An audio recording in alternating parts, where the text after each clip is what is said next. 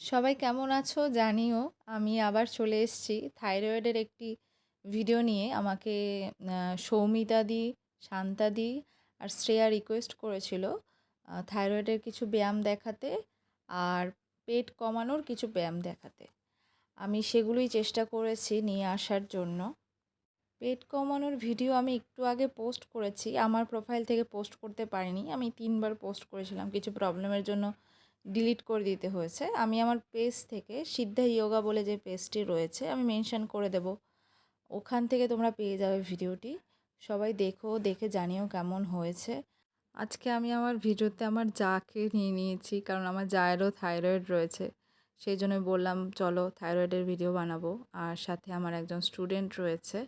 আসলে ক্লাসের এত চাপ থাকে, সবসময় ভিডিও বানানো পসিবল হয় না।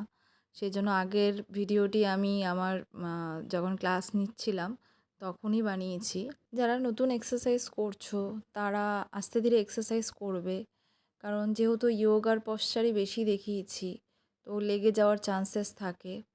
তো তোমরা বুঝে করো, যেটা করতে পারবে সেটাই করবে, আদারওয়াইজ করো না।